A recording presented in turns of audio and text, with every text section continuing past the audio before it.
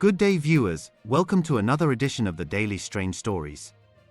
I'm John Brown. I hope you're enjoying a relaxing weekend and cherishing quality time with loved ones. Our lead story for today. Why General Mkhwanazi says Shadrack Sibiya is a criminal. He was the first to arrive at Senzo Meyiwa's murder scene and allegedly destroyed evidence. He led the team that searched for 3 constables who were mysteriously found dead in Hennops River and was quick to blame the officers for causing their own deaths, though General Masemola said foul play cannot be ruled out. Sibiya would receive calls from Cat Matlala whenever he had problems with police officers, and Sibiya would come to Matlala's rescue. Now, Sibiya is lying unprovoked about the arrest of people who killed AKA and blaming General Mkhwanazi of wrongdoing. In the South African law enforcement circles, few figures have sparked as much debate and suspicion as Lieutenant General Shadrack Sibiya.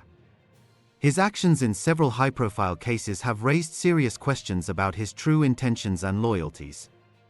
From his involvement in the mysterious deaths of 3 police constables, to allegations that he tampered with crucial evidence at the murder scene of soccer star Senzo Meyiwa, and now his bold claims about the investigation into the killing of rapper AKA, Sibiya finds himself at the center of a growing storm.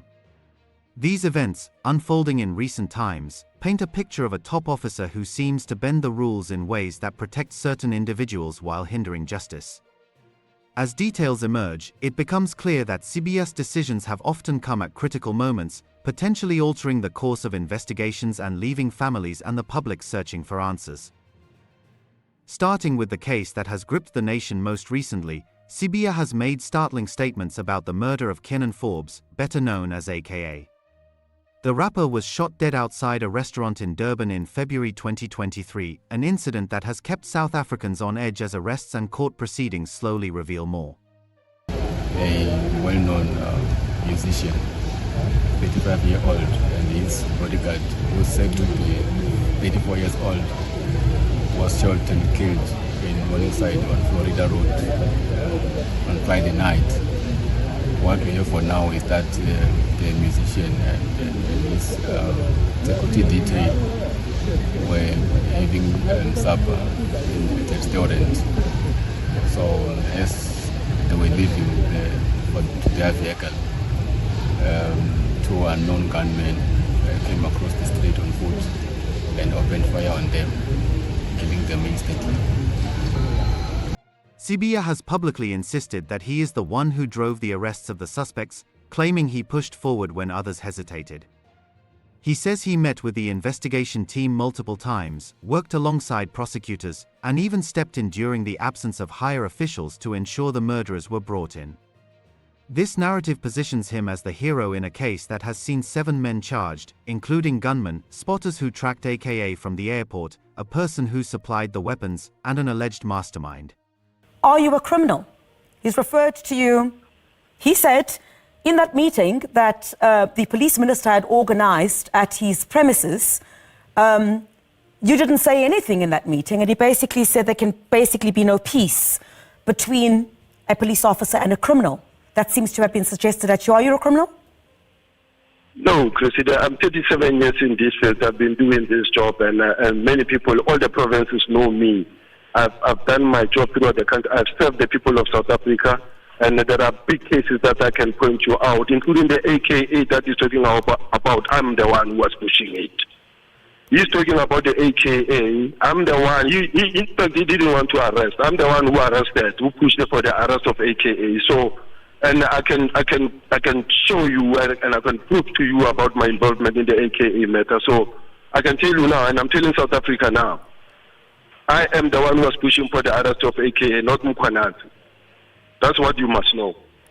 You seem to be, the two of you seem to be going toe to toe. Yeah, in this case, the two of you seem to be going toe to toe. Do you have any bad blood with General Mkhwanazi?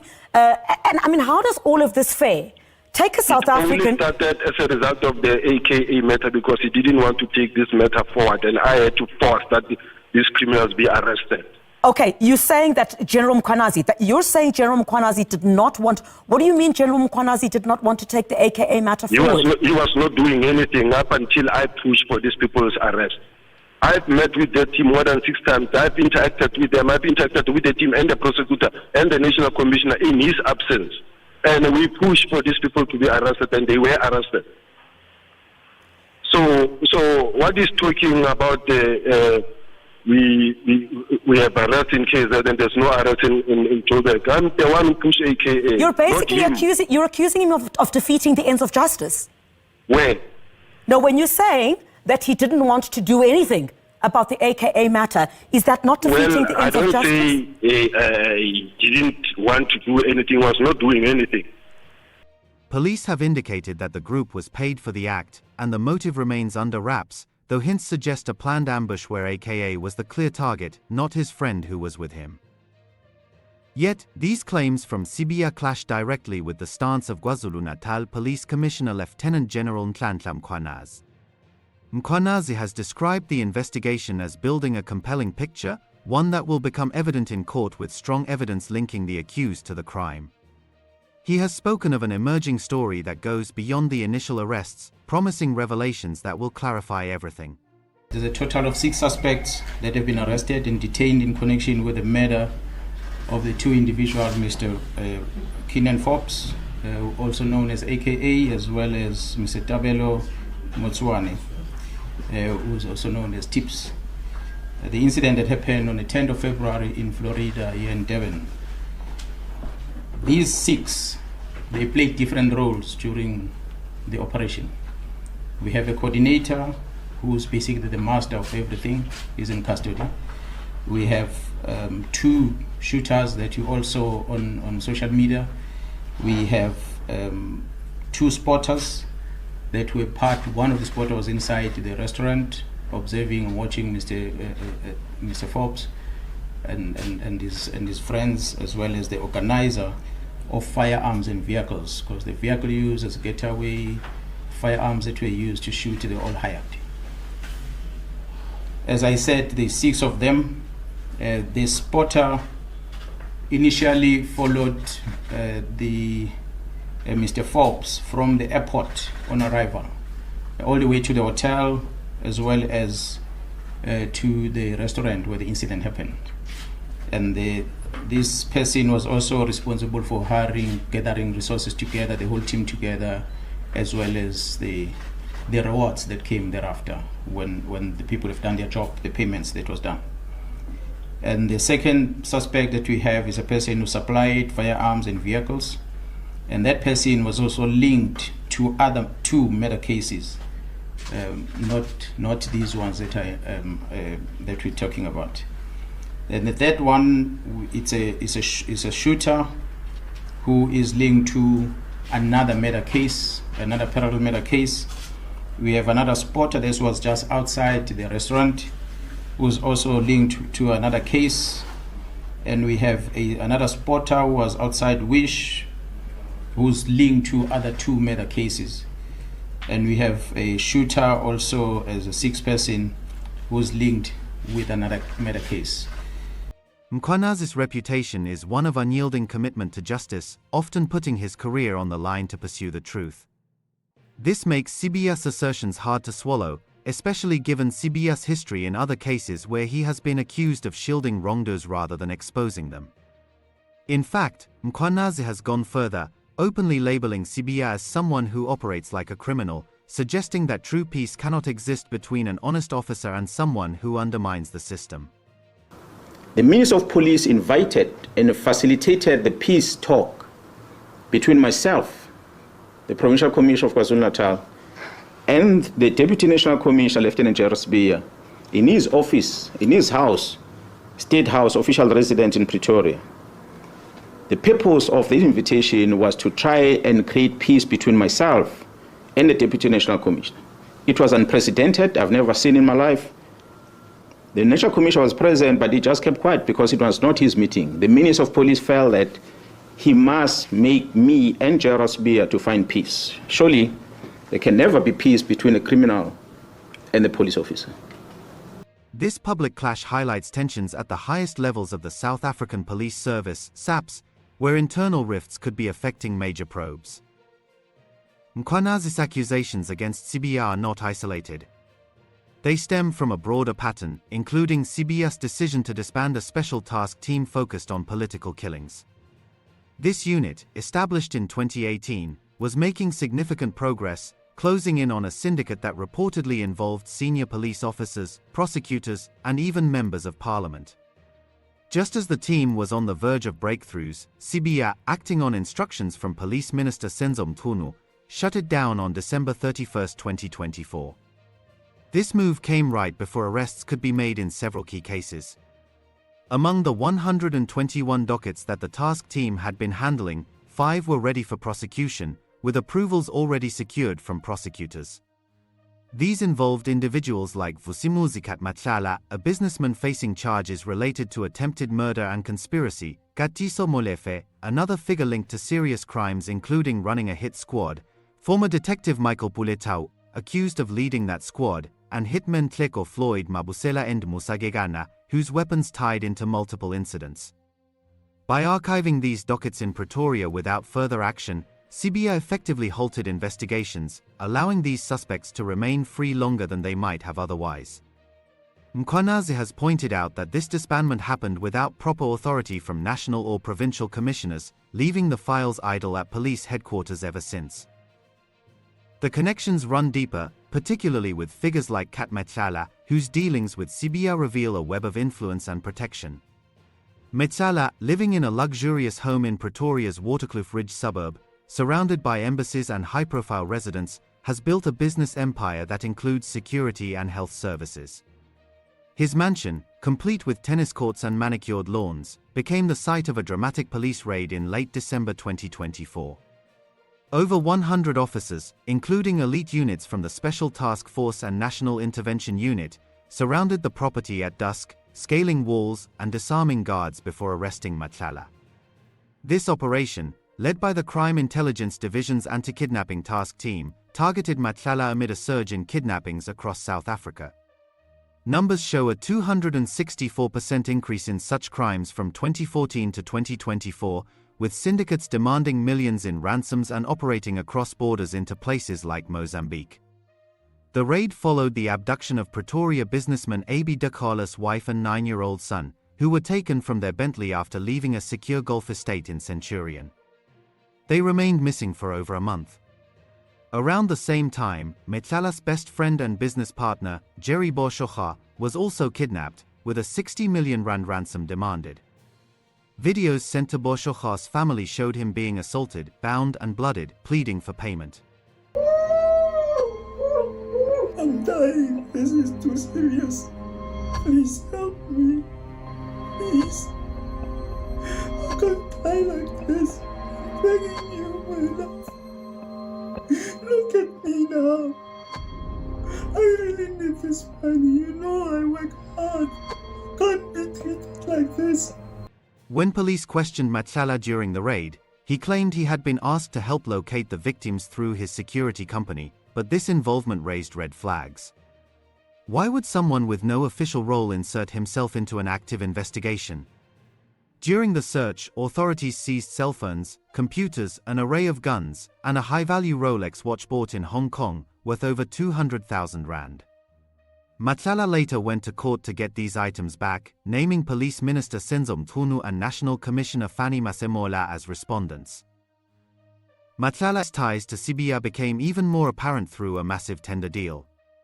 In June 2024, Matlala's company, Medicare 24 Chone District, won a 3-year contract worth 360 million rand to provide health services to police's 180,000 employees across 9 provinces.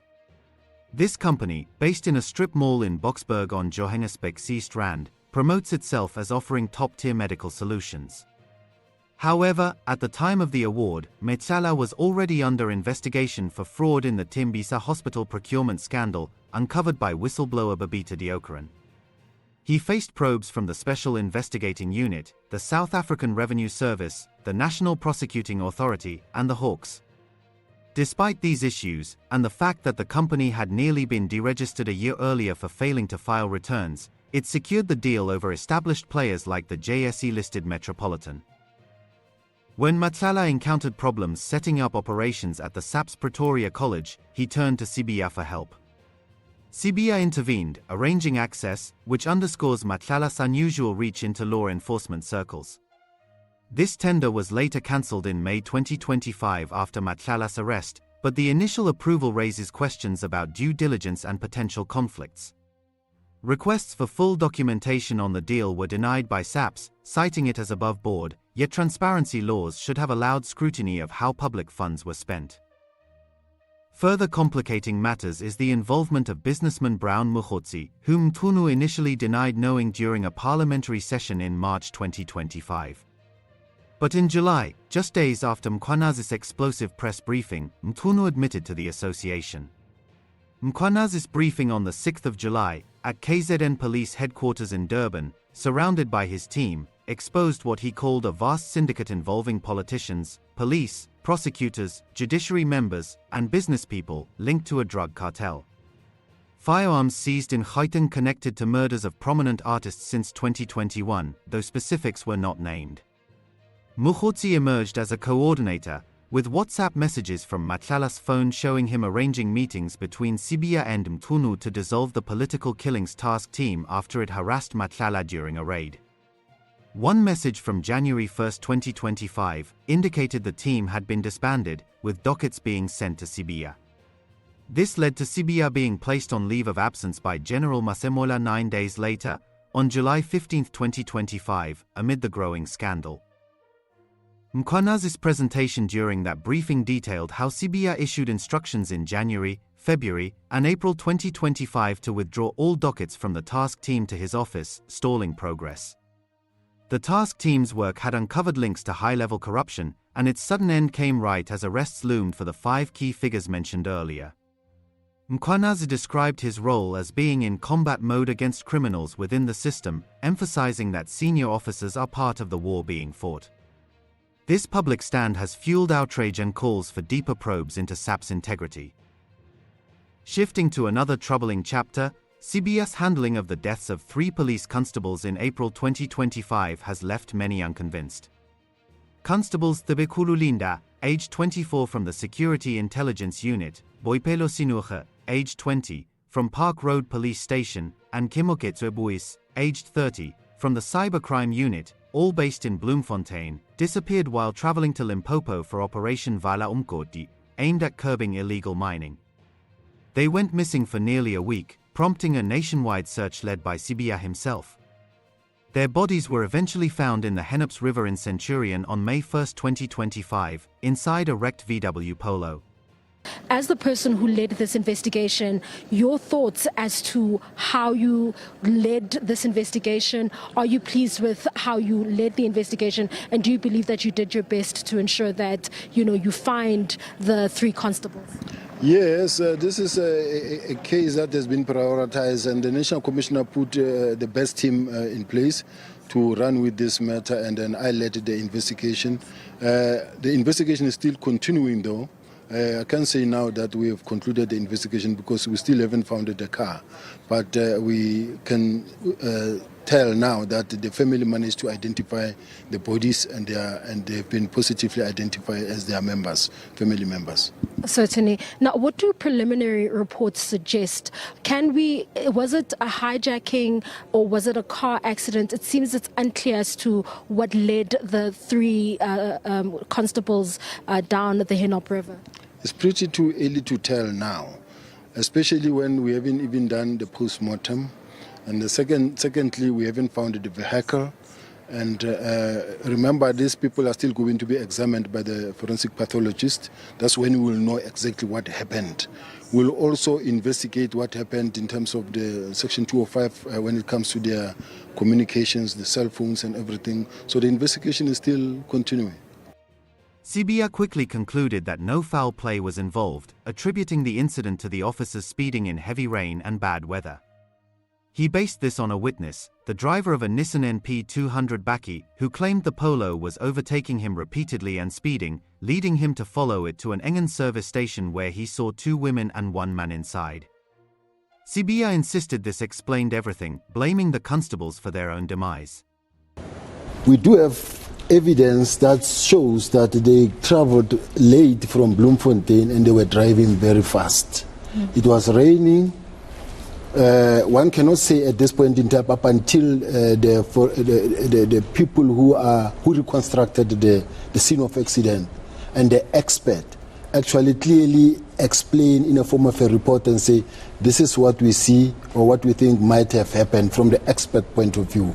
But what we know is that, remember, at some point mention was made of a particular bakkie that was following them, NP200. And the driver clearly, after we traced him, he says, no, these people were driving very fast.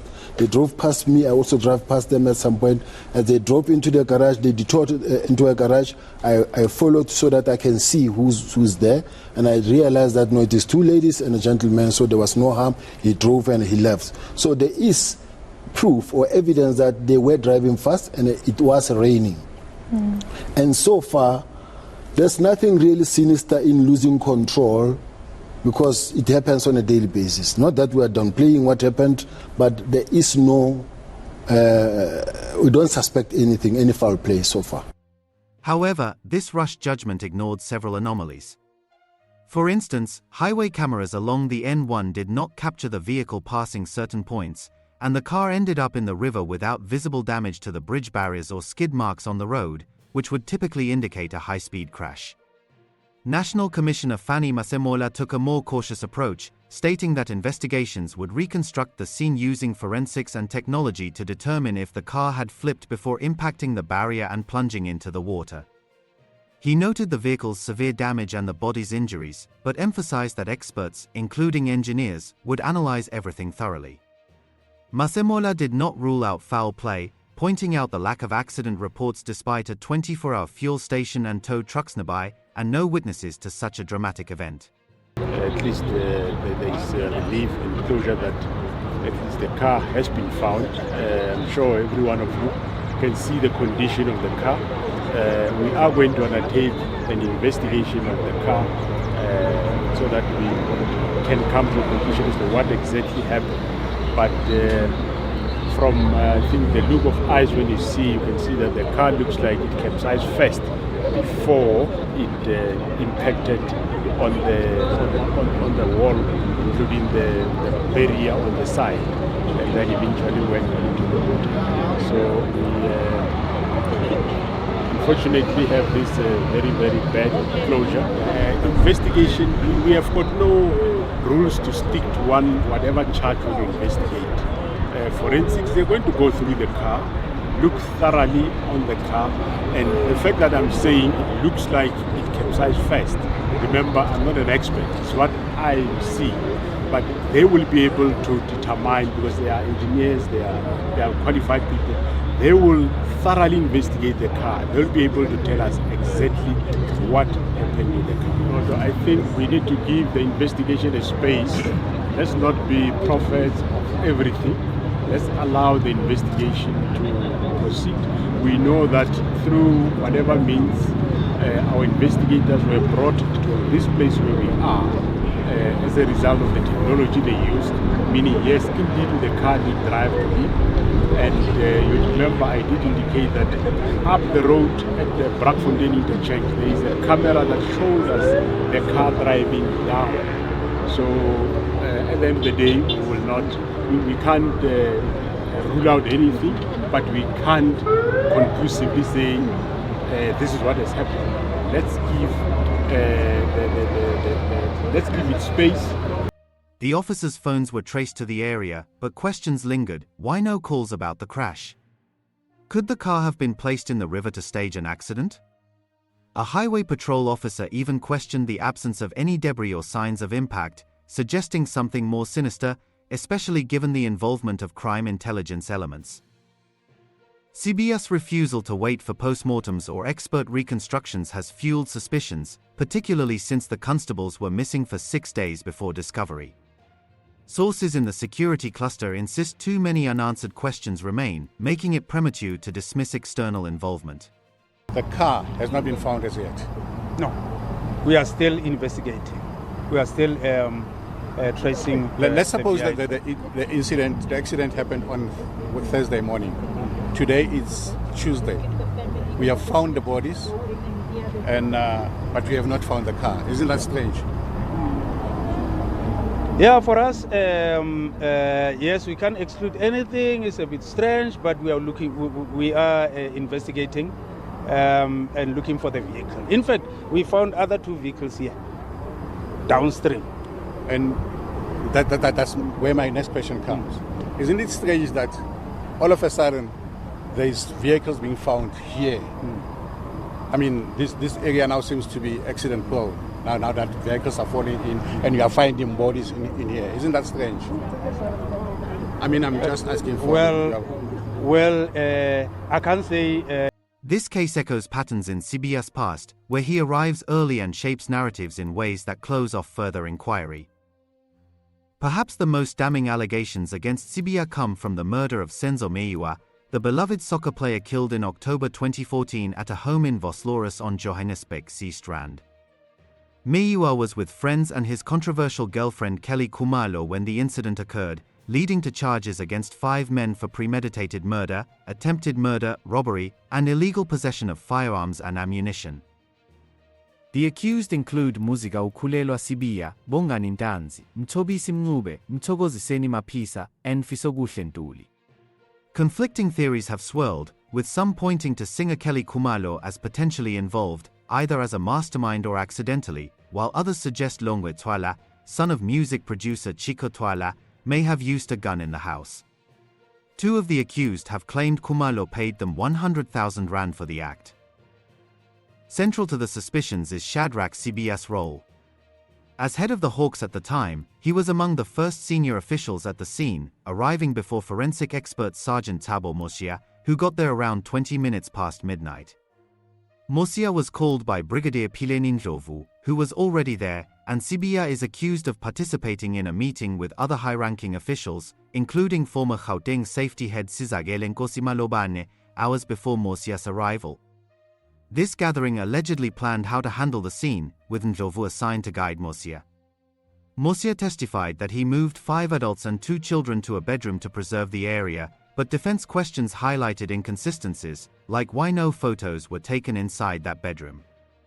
Allegations surfaced that no survivors were actually present when Mosia arrived, as they had left to sleep at Chico Twala's home in Mulbarton.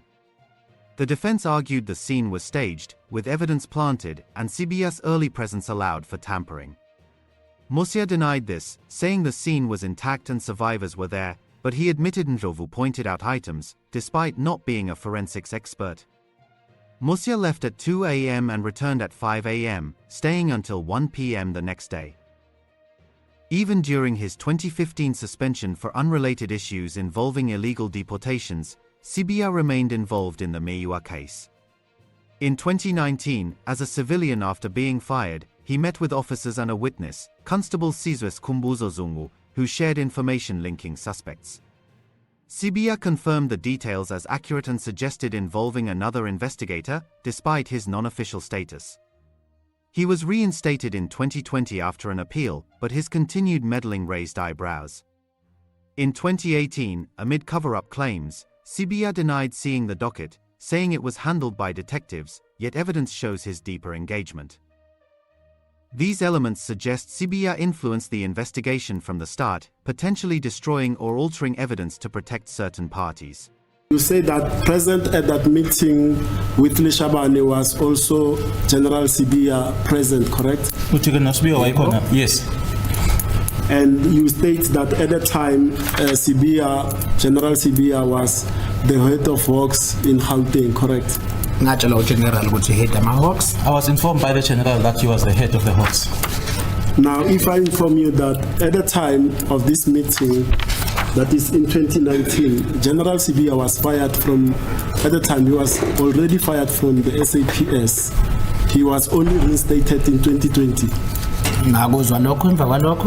I heard that thereafter. So in essence, at the time of this meeting, Sibiya, who's also interested in this matter, was a civilian. He was not an officer of SAPS, correct? Yes. And you state that that Sibiya told you that the information that you had relayed to the police was correct and accurate, correct? Yes. Now, as a civilian, how will you have known that information is correct? I wouldn't know as to how he got to know, but what I knew at the time was that he was a police officer. The defense, led by now disbarred advocate Malesela Tifo, pushed this narrative, claiming the scene was managed to mislead. Tifo, who represented for accused before his disbarment, seen by some as an effort to silence him, alleged a conspiracy involving Sibiya to contaminate the site. Though Mosia stood by his work, the questions persist, especially with no introductions to other officers present and the unusual senior-level meeting beforehand. Tying all this together, Sibiya's pattern appears consistent: quick arrivals at scenes, hasty conclusions that deflect blame, disbanding teams on the cusp of arrests, and interventions that benefit connected figures like Matlala and Brown Mkhwanazi. In the AKA case, his unprovoked lies about Mkhwanazi's role seem designed to shift credit and perhaps cover his own tracks. Mkhwanazi's firm stance against such actions underscores a divide in SAPS, where one side fights for transparency and the other seems to guard secrets. As of today, these developments continue to unfold, with Sibiya on leave and investigations into the allegations gaining momentum.